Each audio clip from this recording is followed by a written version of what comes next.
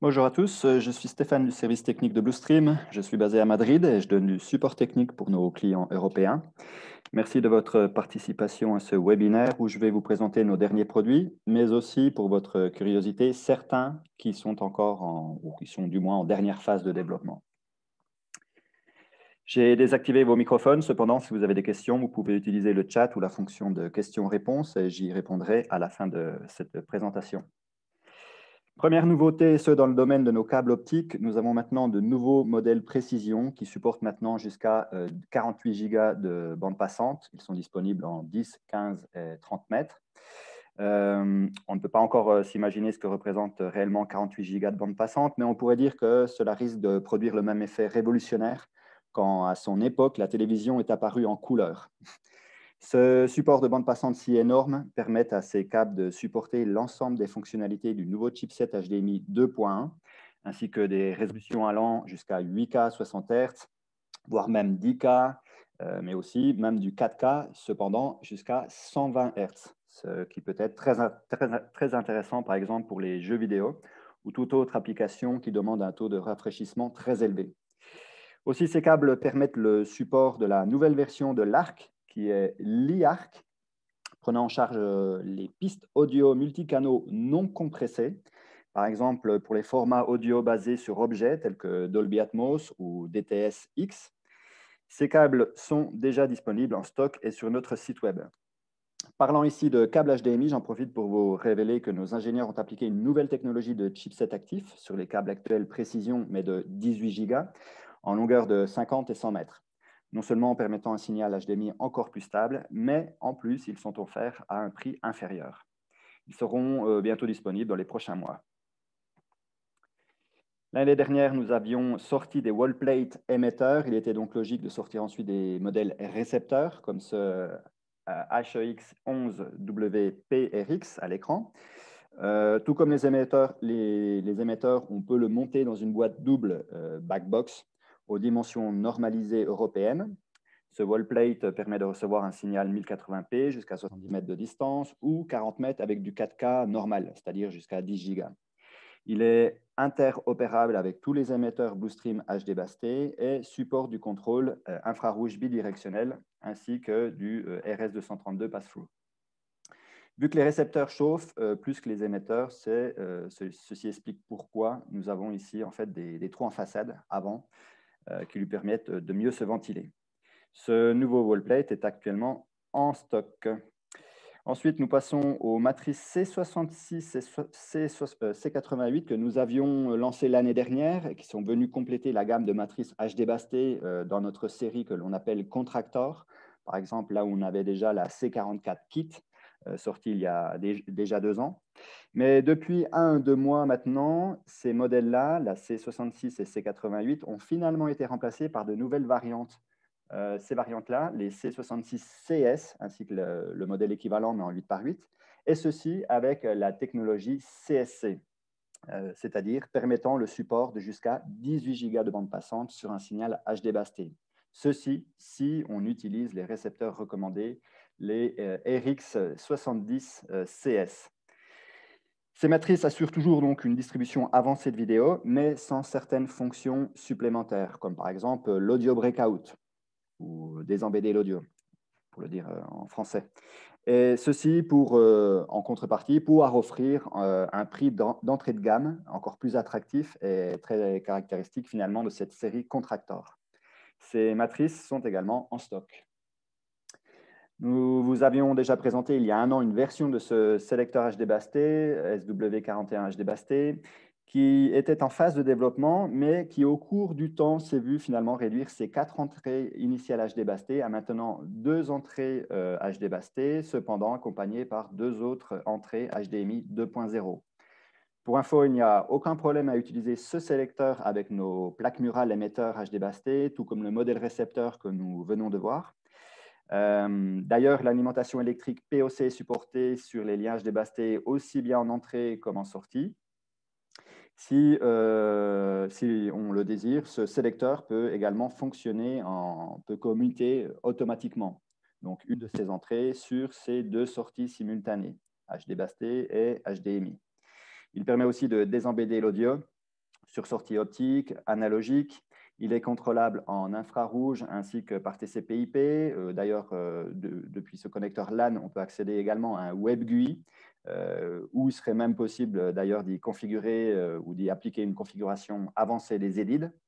Le port RS232 permet également de configurer l'appareil, ou il peut également fonctionner comme RS232 Pass-Through. Et ce produit est également en stock. Dernière nouveauté dans la catégorie des matrices, ce sont les HMXL66 ARC et son équivalent en 8x8. Ce dernier modèle est ici à l'écran. Ce sont des matrices HDBaseT qui prennent en charge des signaux 4K jusqu'à 18 Go et pouvant les distribuer jusqu'à 40 mètres en 4K ou 70 mètres en 1080p. On le voit sur sa sortie 1, a été rajouté un connecteur HDMI supplémentaire pour pouvoir y connecter un écran local ou un AVR. Le support de l'ARC, qui est l'Audio Return Channel, c'est-à-dire le retour de l'audio, est la principale caractéristique de ce produit. Et il est possible donc de retourner l'audio soit sur de l'HDMI ARC, soit sur du SPDIF optique. Par exemple, un audio qui nous arrive de l'écran, on peut le retourner à la matrice et pour pouvoir le redistribuer ensuite en optique ou sur ces deux canaux ou sur cette sortie analogique. Dans ce dernier cas, d'ailleurs, il est peut-être utile de le rappeler, si l'écran nous retourne de l'audio dans cette résolution 2.0, il n'y a aucun problème. Par contre, si la résolution audio est élevée, c'est-à-dire à 5.1 par exemple, il faut savoir que sur une sortie analogique, on ne va pas faire d'audio down mixing, c'est-à-dire on ne va pas pouvoir rabaisser ce signal de 5.1 en du 2.0. Et en termes d'entrée audio, c'est ce que nous avons ici à gauche. Nous disposons donc d'une entrée optique et d'une autre analogique qui, à la volée, peuvent remplacer l'audio de notre signal HDMI pour être acheminé sur n'importe quelle sortie HDBaseT, puisque cette matrice est également une matrice audio, offrant donc un possible matrissage audio. Les récepteurs hautement recommandés pour ces deux matrices sont les nouveaux récepteurs HDBaseT, les RX70CS, qui d'ailleurs, pour votre info, disposent à la fois d'une sortie audio optique SPDIF et une sortie analogique, même si rien n'est connecté en sortie vidéo HDMI de ce récepteur, ou si, par exemple, l'écran n'est même pas allumé. Il est toujours disponible d'avoir une distribution audio, et ceci en parallèle à celle de la vidéo. Important à retenir, les autres modèles de récepteurs HDBaseT Bluestream, autres que celui-ci ici à l'écran, ou du moins marqué ici à l'écran, peuvent également fonctionner avec ces matrices, mais sans certaines fonctionnalités comme celle de l'alimentation électrique POC, ni le retour d'audio ARC, et ni la prise en charge du CSC pour du 18 Go de bande passante sur HDBaseT. Donc, vous pouvez nous consulter pour plus de renseignements. Si vous avez quelconque doute, de toute façon, on est toujours disponible pour vous assister lors d'un projet. Donc, si ces autres récepteurs HDBaseT Bluestream ne supportent donc pas le POC, le retour de l'audio, ni le CSC 18 Go, par contre, les autres fonctionnalités continuent de fonctionner, telles que l'audio breakout, le RS232 pass-through, le contrôle infrarouge, etc. Ici, étant des matrices donc, CSC, elles prennent en charge également le smart scaling, c'est-à-dire un scaling intelligent automatique pouvant être nécessaire si l'une des sorties ne peut pas accepter et reproduire un signal de 18 Go, équivalent donc à du full 4K.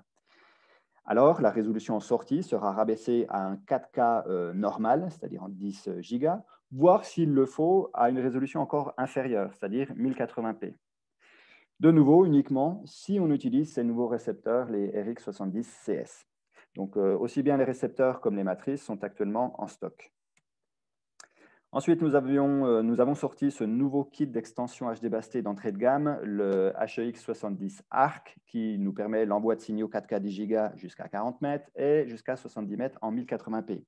Comme vous l'avez compris, la principale caractéristique de cet extenseur est la possibilité de retourner de l'audio haute définition aussi bien en HDMI comme en optique. Par exemple, donc, le cas typique d'un écran vers un récepteur AVR ou tout autre dispositif audio. Donc, via une sortie analogique sur le TX, il est possible même de désembedder l'audio retourné. C'est ce qu'on retrouve ici. Sur ces derniers, d'ailleurs, nous avons également une sortie additionnelle appelée, que l'on appelle d'habitude HDMI Loop Out. Donc, c'est une sortie additionnelle HDMI pour pouvoir y connecter un écran de contrôle, de preview, etc. Autre nouveauté, ce kit nous permet d'activer ou de bloquer le protocole CEC en fonction des besoins. Et sinon, on retrouve toutes les fonctionnalités normalement supportées sur nos kits extenseurs Bluestream. On le répète, l'infrarouge, l'alimentation électrique POC bidirectionnelle, etc. Donc, pour votre information, ce kit HD Bastille ne sera pas vendu séparément, mais il sera vendu qu'en kit, c'est-à-dire avec le TX et le RX. Et ce produit est également actuellement disponible. Passons maintenant aux produits en cours de développement. Donc là, on est sur la dernière phase du développement de ces produits que nous allons voir.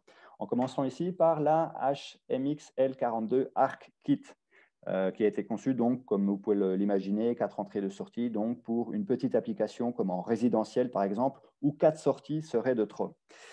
Cette matrice acceptera 4 sources jusqu'à 18 gigas pour les redistribuer ensuite sur ces deux zones ou ces deux sorties, dont on voit ici une qui dispose également d'un connecteur HDMI additionnel, donc de nouveau pour y connecter un écran local ou un récepteur AVR. Ce modèle a été conçu sans ventilateur pour éviter que le bruit du ventilateur n'affecte l'expérience des utilisateurs d'ailleurs. Et comme dans de nombreux nouveaux produits, on y retrouve de nouveau le support de l'ARC, donc l'Audio Return Channel. Parce que vous le comprenez, il est de plus en plus fréquent maintenant que les écrans deviennent aussi des sources à partir du moment où ils reçoivent du contenu depuis Internet. Donc, le support de l'Audio Return Channel peut s'avérer de plus en plus important. C'est pourquoi on a de plus en plus de produits dans notre gamme qui le supportent. Donc, une fois l'audio retourné à la matrice, de nouveau, il peut être désembédé en SPDIF optical ou en analogique. De nouveau, uniquement si on a une résolution maximum de 2.0 dans ce cas-là. Nous retrouvons de nouveau toutes ces autres fonctionnalités, telles que l'audio breakout, donc, le RS232 pass-through, le contrôle infrarouge, ainsi que par TCP/IP, où on retrouve également un web GUI. D'ailleurs, en utilisant de nouveau ces mêmes récepteurs RX70CS, de nouveau, on supporte donc le scaling, ce scaling intelligent automatique. Donc, si, je le répète, si il est nécessaire de réduire la résolution sur une sortie en particulier, donc ça sera réduit d'une manière automatique, si par exemple l'écran en fin de distribution n'est pas à même de supporter un signal de 18 gigas, c'est-à-dire du 4K ou full 4K, alors il sera rabaissé à du 4K normal, voire à du 1080p. Et de nouveau, donc, je le répète, avec ce type de récepteur. C'est des récepteurs d'ailleurs qui seront livrés avec le produit, puisqu'il s'agit d'un kit. À chaque fois qu'on parle d'un kit, il y a toujours donc des récepteurs d'inclus.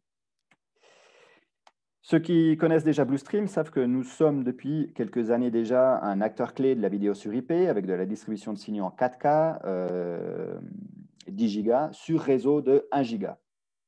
Mais au cours des 2 dernières années, nous étions également en arrière-plan sur le développement d'autres solutions multicast qui devraient vous apporter une plus grande flexibilité pour ce type de distribution vidéo. Nous avions d'ailleurs déjà donné un avant-goût en vous présentant l'IP50 HD lors du salon de l'ISE d'Amsterdam en 2020. Malheureusement, le Covid a entre-temps retardé le développement de tous les nouveaux produits en général et néanmoins, aujourd'hui, nous sommes en mesure de pouvoir vous annoncer plus sérieusement donc, les caractéristiques de cette nouvelle gamme multicast. D'ailleurs, on pourrait d'ores et déjà dire que ces IP50 HD viennent se rajouter à notre série Contractor que l'on a d'habitude sur du signal HDMI ou HD Basté, mais donc cette fois-ci ici sur IP. Puisque ce produit-là, l'IP50 HD, va nous permettre une distribution de signaux HD, là où le contenu 4K UHD ne serait pas nécessaire. Donc, pour cette résolution réduite, entre guillemets, ce support de résolution réduit, ceci va nous permettre de pouvoir offrir à nos clients donc, un prix encore plus compétitif. Donc, même si cette résolution supportée est rabaissée, on retrouve néanmoins bon nombre de points communs avec nos produits actuels, les IP200, c'est-à-dire du support du PoE, l'alimentation électrique, du contrôle infrarouge, RS-232, voire même USB, la possibilité d'embedder l'audio comme de le désembedder. Également, dans nos récepteurs, dans chaque récepteur, il y a un scaler, ce qui peut être très utile pour pouvoir s'adapter à chaque sortie, à chaque moniteur, projecteur, etc. D'ailleurs, pour votre info, ces IP50HD fonctionneront sans problème avec l'ACM200, qui est notre contrôleur actuel, par contre, en étant sur une autre VLAN que les IP200. Une autre différence, et très grande différence, cette solution multicast n'aura plus le requis d'avoir sur site un switch administrable. Et sur les TX, d'ailleurs, a été également rajouté un port HDMI loop out, qu'on retrouve ici. Donc, nous espérons avoir ces produits d'ici le début du troisième trimestre de cette année. Notre gamme de produits Dante s'agrandit petit à petit. Vous avez toutes les infos en ligne. Et plus est encore maintenant avec la future gamme de produits multicast, les IP250 UHD, ici à l'écran, qui supporteront également Dante. L'IP250 aura essentiellement toutes les mêmes fonctionnalités que la gamme actuelle des IP200 et sera totalement interopérable, d'ailleurs, dans des systèmes qui comportent déjà des unités IP200, mais ici, donc, avec l'ajout de support Dante, que ce soit pour une distribution d'audio Dante sur un réseau séparé Dante ou voire même au sein même de la distribution multicast. Et ceci sur câble réseau comme sur de la fibre, si de plus grandes distances sont requises. Donc, c'est ce qu'on voit ici grâce au connecteur à l'écran. Plusieurs configurations seront donc possibles. Il est possible d'acheminer, pour résumer, n'importe quelle source audio à n'importe quelle destination, que ce soit sur réseau multicast ou réseau Dante, je le répète. Par source audio, il faut comprendre qu'il peut s'agir de la source audio intégrée au signal HDMI, donc l'audio classique de notre signal HDMI, mais également ça peut être l'audio embedé, puisque donc, ces produits IP permettent d'embedder l'audio, voire même l'audio qui nous viendrait d'un écosystème Dante. Donc là, ça vous donne beaucoup de flexibilité. D'ailleurs, on pourrait même comparer ce produit à une matrice audio. Je le répète, qui va pouvoir vous apporter un nouveau niveau de fonctionnalité pour votre système de vidéo multicast sur IP. Nous avons également inclus quelques nouvelles fonctionnalités supplémentaires, notamment un port HDMI loop out donc sur l'émetteur, de nouveau, comme on l'a vu sur le modèle précédent. Comme vous l'avez vu, donc, des modules SFP pour la connectivité de longue distance et également l'écran qui est plus grand par rapport aux IP200 actuels, un écran OLED d'ailleurs, miniature, qui vous permet donc de revoir toute l'information au niveau de la configuration locale de telle ou telle unité. On devrait pouvoir cet été vous refaire un point final sur ces très intéressants produits. Donc. Pour compléter davantage, une nouvelle fois, notre gamme actuelle de produits vidéo sur IP, nous compterons également sur l'IP500 UHD qui vous offrira une offre premium avec des signaux HDMI de 18 Go. Et ceci sur donc, une infrastructure de réseau de 10 Go. Il s'agira donc d'une solution résidentielle plus commerciale ou on pourrait l'appeler haut de gamme qui utilisera la nouvelle technologie SDVoE. Nous espérons pouvoir vous apporter donc à un prix beaucoup plus compétitif que toute autre solution concurrente sur le marché actuellement. Nous sommes actuellement d'ailleurs en train de les tester et espérons sortir cette solution vers la fin du troisième trimestre de cette année. Une autre prochaine étape serait notre nouveau sélecteur switcher, la MFF41W, qui est wireless. C'est un produit très attendu depuis longtemps, car nous avions déjà annoncé la première variante de ce produit à notre dernier ISE d'Amsterdam en 2020. Mais de nouveau, le Covid a arrêté notre production, en plus avec la perte de fournisseurs de certains composants wireless, donc ce qui n'a pas arrangé la chose. Ceci nous a finalement fait recommencer le projet à partir de zéro. Donc, c'est une affaire à suivre. Nous voici de retour sur Dante, mais cette fois-ci tentant de l'intégrer dans notre gamme de produits HD Basté. Le moyen le plus judicieux serait pour nous de le faire avec notre matrice Custom Pro, qui est une matrice totalement modulaire, où on peut rajouter le type de carte que l'on veut, etc., si on veut du contrôle, de l'audio, etc. Et cette fois-ci, donc, par rapport à à cette idée ici à l'écran, ce serait de pouvoir le faire donc, avec une carte d'entrée HDMI sur laquelle on viendrait intégrer Dante. Et c'est ce qui nous permet donc, c'est ce qu'on voit ici d'ailleurs, c'est ce qui nous permet donc de pouvoir désembedder l'audio qui arriverait de n'importe quelle source et pouvoir la renvoyer sur un écosystème Dante. Donc, ceci apporterait encore plus de flexibilité dans ce cas-ci à notre matrice modulaire Custom Pro. D'ailleurs, cette carte que vous avez ici à l'écran est exactement la même que la carte actuelle qui s'appelle la ProIn 4HAAB, mais cette fois-ci avec donc, cette connectivité Dante incluse. Nous prévoyons d'ailleurs sa production dans les prochains mois avec une sortie attendue au début du 4e trimestre.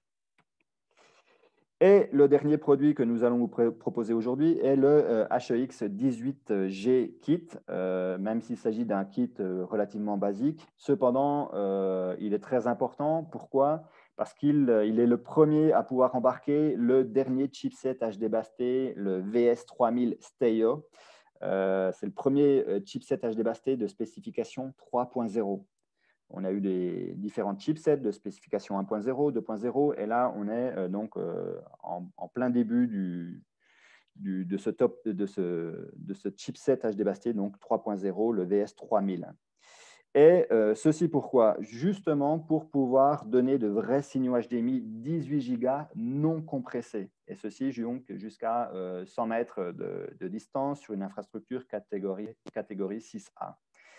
Donc, je le répète, ce kit extensor relativement basique, mais qui sera parfait pour les applications critiques où les signaux HDBaseT compressés ou convertis ne peuvent pas être utilisés. Petite parenthèse, par exemple, avec Dolby Vision, pour sa caractéristique, il est très difficile avec ses métadatas dynamiques. Il est impossible donc de les convertir, voire de les compresser.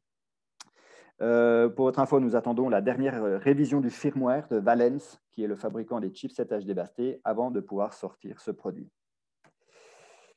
Nous pourrions vous en dire davantage sur encore de bon nombre d'autres solutions que nous avons également en développement, mais rien ne sert de courir. À l'heure actuelle, vous pouvez d'ores et déjà visiter notre site web pour vérifier les produits qui sont déjà disponibles. D'ailleurs, il s'agit d'un nouveau site web sur lequel ont été rajoutées de nouvelles fonctionnalités. Par exemple, un chat en direct pour obtenir les réponses rapides à vos questions que vous pourriez avoir. Dans tous les cas, vous avez également votre distributeur local Bluestream qui serait en mesure de vous conseiller et de vous orienter dans la bonne direction, donc aussi bien sur les produits disponibles comme sur les prochains nouveaux produits. Voilà, donc on arrive à la fin de ce webinaire. Je vous remercie pour votre participation d'aujourd'hui. J'espère que vous l'avez trouvé donc intéressant. Il est chargé en nouveautés et que vous allez nous rejoindre pour d'autres futurs webinaires. Je vous invite aussi à nous suivre sur nos différents réseaux sociaux. Maintenant, si vous avez des questions, vous pouvez utiliser la fonction de questions-réponses. J'y tendrai d'y répondre. Je vais laisser d'ailleurs ce webinaire ouvert quelques minutes. Si vous voulez m'envoyer un email, aucun problème. Le voici à l'écran, stéphane@bluestream.co.uk. Donc, de nouveau, merci encore pour votre temps. À très bientôt et je vous souhaite une bonne journée. Merci.